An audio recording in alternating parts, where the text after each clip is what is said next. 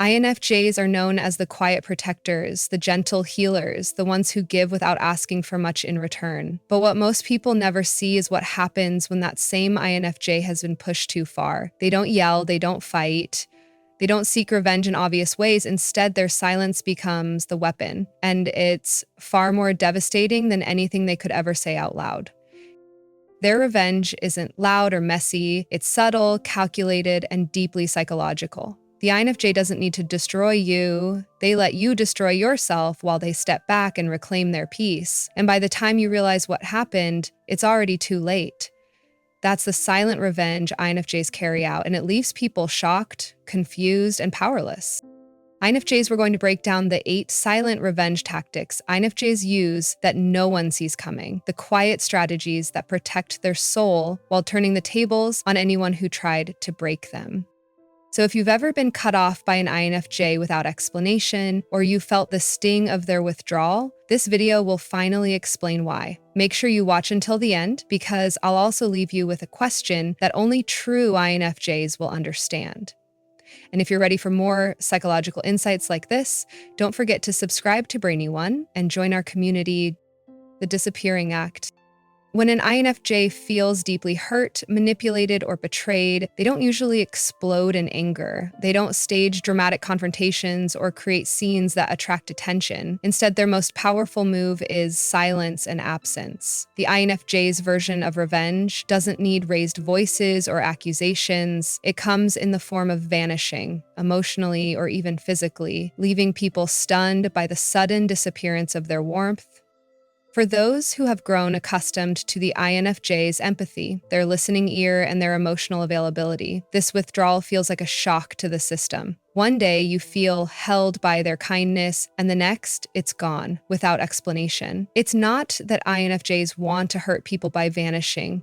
It's that they instinctively know this is the only way to reclaim their peace and protect their energy. Unlike other personalities who thrive on hashing things out, INFJs see little value in trying to explain themselves to those who were never truly listening in the first place.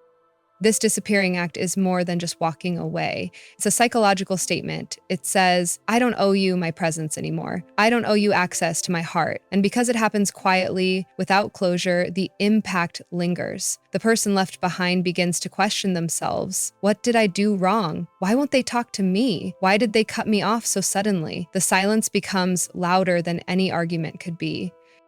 From the INFJ's perspective, disappearing is an act of survival. Their empathy runs so deep that staying in a toxic or manipulative dynamic drains them to the core. By withdrawing, they stop the cycle of giving energy to someone who doesn't value it. And ironically, this quiet vanishing often becomes the harshest form of revenge because it forces the other person to sit with their own actions. The absence of the INFJ's warmth highlights just how much of it was taken for granted. In relationships, friendships, or even workplaces, this disappearing act leaves a lasting mark. People may not admit it out loud, but losing an INFJ's presence feels like losing a safe place. And that's why their silent exit, calm, final, and without warning, shocks people more than any words of anger ever could. Turning silence into power. For an INFJ, silence is never just the absence of words. It's a deliberate tool, a form of strength that most people underestimate until it's too late. When an INFJ decides not to explain, not to defend themselves, and not to justify their choices, it unsettles those around them in ways that are difficult to describe. People are conditioned to expect reactions, arguments, or at least an attempt at clarification. When none of that comes, silence becomes louder than shouting, sharper than any accusation, and far more revealing than a debate could ever be. This silence works like a mirror. The person who wronged them is forced to confront their own actions without distraction. Without the INFJ stepping in to argue or soothe, the guilty party's own insecurities start to surface. Every unanswered question, every avoided conversation, and every quiet stare from the INFJ feels like a spotlight on the truth they've been trying to hide. Suddenly, the manipulator or betrayer isn't fighting against words, they're fighting against themselves. What makes this tactic so powerful is that it denies the other person control. Manipulators thrive on arguments because conflict gives them room to twist narratives and shift blame. By staying silent, INFJs strip away that opportunity. There's nothing to manipulate, no words to distort, no emotional reaction to exploit, just silence. And in that void, the other person often unravels. They second-guess their own choices, feel the weight of guilt, and in many cases, expose themselves without realizing it. But for INFJs, this isn't about revenge in the traditional sense. Silence is self-protection. It preserves their energy, keeps their dignity intact, and creates space for reflection. Yet the impact it leaves on others is undeniable. People who once dismissed the INFJ as too quiet or too sensitive suddenly realize that their silence was the sharpest response possible. It cuts deeper than anger ever could. Over time, this ability to use silence as a weapon becomes one of the INFJ's strongest defenses. It's not passive, it's intentional. And while it may confuse or even terrify others, it ensures that INFJs never have to lower themselves to toxic games. Their silence alone speaks volumes and often delivers the harshest lesson of all: emotional detachment as punishment. When an INFJ finally detaches emotionally, it's not an impulsive reaction, it's the culmination of being pushed past their limits. This detachment is their sharpest form of punishment, and it can feel harsher than any angry words ever could. Why? Because INFJs are naturally wired to give. Empathy, attention, and emotional energy flow effortlessly from them. So when that energy suddenly vanishes, the absence feels like a vacuum.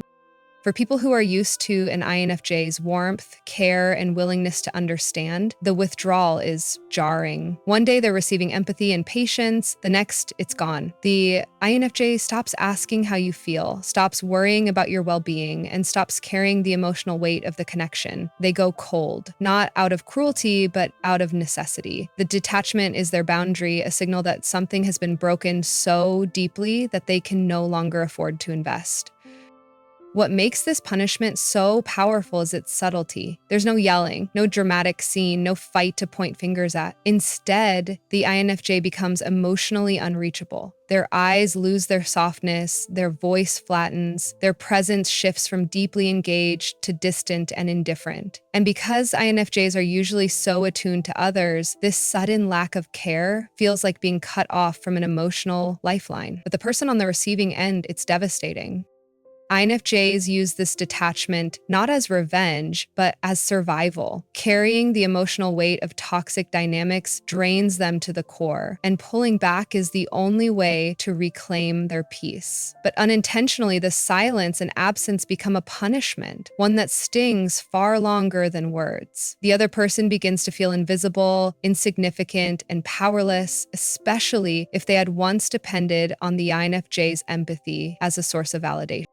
In the end, this emotional cutoff is both the INFJ's greatest offense and the moment others realize just how much power the INFJ held all along. Losing their anger is manageable, losing their words is tolerable, but losing their care, that's the kind of punishment most people never recover from. Outsmarting manipulators with patience. One of the most underestimated strengths of INFJs is their ability to use patience as a weapon against manipulators. While many people react immediately to lies or subtle games, INFJs take a different approach. They don't rush into confrontation. Instead, they step back, observe, and quietly allow the manipulator to reveal themselves over time. This patience is not passivity, it's strategy. Manipulators thrive on immediate reactions. They want you defensive, flustered, and doubting yourself. But INFJs rarely give them that satisfaction. Instead, they absorb what's being said, compare it against past behavior, and watch for inconsistencies. Every repeated phrase, every subtle shift in tone, every contradiction becomes a piece of evidence. They build a mental archive, not for revenge, but for clarity, so that when the truth finally comes out, it's undeniable. This process can unsettle manipulators more than direct resistance. When they realize their games aren't producing the expected reaction, they start to slip. Their lies get messier, their tactics more obvious. The INFJ's silence works like a mirror, amplifying the manipulator's own cracks until they unravel. And by the time the INFJ chooses to speak up, the case against the manipulator is already airtight. There's no room left for denial because the INFJ has allowed the truth to expose itself naturally. What's even more powerful is the INFJ's ability to protect themselves while waiting. They slowly detach emotionally, reducing the manipulator's grip, all while maintaining the appearance of calm. Outsiders may not even realize what's happening, but behind the scenes, the INFJ is 2 steps ahead, collecting enough evidence, emotional, behavioral, and psychological, to ensure they're never blindsided. To the manipulator, this patience feels terrifying. They can sense something is off, but they can't control it. And when the INFJ finally withdraws completely, it's too late. The manipulator is left exposed, powerless, and often confused about how they lost control of the very game they thought they were winning. In the end, INFJs don't need to outshout manipulators, they simply outweight them. And in a world that rewards speed and impulsivity, this quiet, strategic patience is what makes them nearly impossible to deceive. Heading off without closure. One of the most shocking and painful aspects of the INFJ's silent revenge is their ability to cut ties without offering closure. Unlike most people who argue, negotiate, or seek explanations before walking away, INFJs don't give you that luxury. When the final straw breaks their trust, they don't raise their voice or create a dramatic exit. They simply disappear. No explanation, no warning, no final words. And for the person left behind, this silence feels louder than any argument ever could. Closure is something people crave. It's the reassurance that their side of the story was heard, that their mistakes were forgiven, or at least that there's a final conversation to bring resolution. But INFJs understand something others don't. Closure isn't always a gift. It's often a trap. Confronting manipulators or toxic individuals usually results in gaslighting, guilt tripping, or another round of emotional game. Instead of walking into that cycle, INFJs choose to remove themselves entirely. By leaving without explaining, they deny the manipulator the opportunity to twist the narrative or pull them back into the same toxic loop.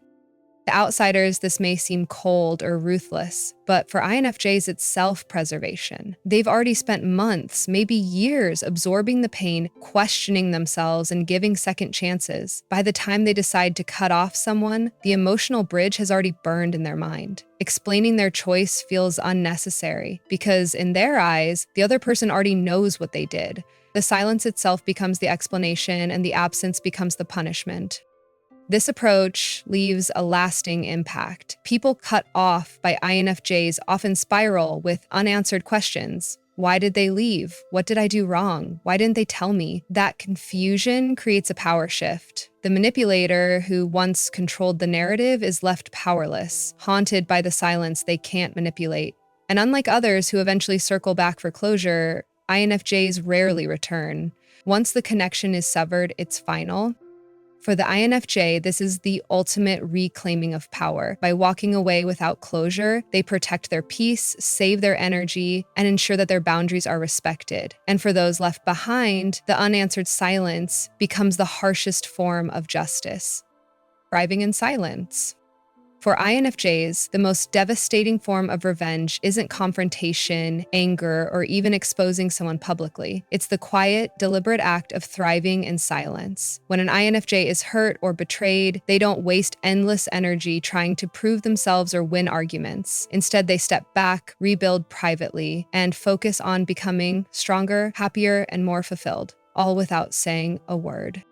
This is what makes their revenge so powerful. While others may expect drama, tears, or desperate attempts to cling on, the INFJ simply withdraws into their inner world. In that sacred space, they begin transforming pain into growth. They channel heartbreak into purpose, betrayal into wisdom, and loneliness into strength. They may pick up new passions, pursue meaningful goals, or pour themselves into work that gives them a sense of direction. The person who once seemed broken now reemerges, not only healed but thriving in ways their betrayer never expected. What makes this so unsettling to those who wronged them is the lack of visibility. INFJs don't announce their progress. They don't post constant updates to prove how well they're doing. Their transformation happens quietly behind the scenes. And when it finally shows, whether through success, confidence, or a glow of peace, it catches people off guard. The very individuals who once underestimated them are left stunned, realizing the INFJ has outgrown them completely. Thriving in silence also denies the manipulator or toxic person the satisfaction of knowing they still hold power. While others might plead, argue, or look for closure, the INFJ doesn't give them that chance. Their silence is a wall that cannot be breached. Their growth becomes the loudest answer, a living reminder that they can't be broken. This is why the silent revenge of INFJs leaves such a lasting impression. It's not fueled by anger, which fades. It's not built on confrontation, which can be dismissed. It's built on transformation. And nothing unsettles a manipulator more than seeing someone they tried to destroy come back stronger, happier, and completely untouchable. Reflecting back hidden truths. One of the most unsettling abilities of INFJs is their natural tendency to act like a mirror. Without even trying, they reflect back the hidden truths of the people around them, truths that others may spend years avoiding or burying deep inside. This isn't about confrontation or exposing secrets directly. It's about the way an INFJ's quiet presence forces others to see the darkness they've been projecting all along. When someone interacts with an INFJ, they often come face to face with parts of themselves they'd rather ignore. The INFJ's deep empathy and intuition cut straight through surface behavior. They notice the bitterness behind a smile, the jealousy behind a compliment, the insecurity behind arrogance. And while most people might overlook these contradictions, the INFJ quietly absorbs them. They don't accuse or attack, they simply reflect them back through their words, actions, or even silence. This can be deeply uncomfortable for others. Imagine hiding your flaws behind a carefully constructed mask, only to realize that someone has seen through it without you saying a word. That's what happens when you're around an INFJ. Their calm demeanor acts like a psychological spotlight, exposing the things you hoped no one would notice. And because INFJs rarely sugarcoat when they finally do speak, their insight can feel brutally accurate, as if they've held up a mirror that shows you the very parts of yourself you've been avoiding. This reflection is not malicious. INFJs don't use this gift to manipulate or control. In fact, it often happens unintentionally. But for those who aren't ready to face their own shadows, being around an INFJ can feel overwhelming. Some lash out, accusing the INFJ of being too intense, judgmental, or distant. Others simply drift away, unable to handle the discomfort of being seen so clearly.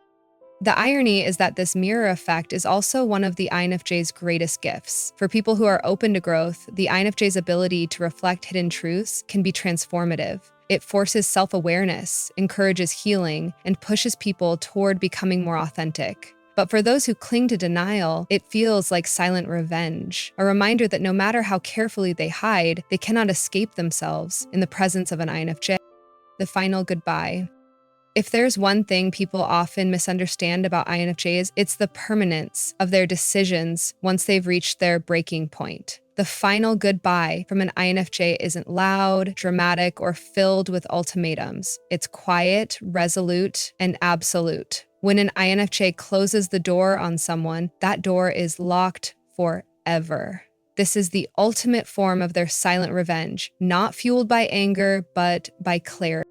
The process usually begins long before the goodbye actually happens. INFJs give more chances than almost anyone else. They forgive mistakes, excuse bad behavior, and even absorb pain in the hope that people will change. They believe in growth, redemption, and second chances. But there's a hidden line that once crossed can never be uncrossed.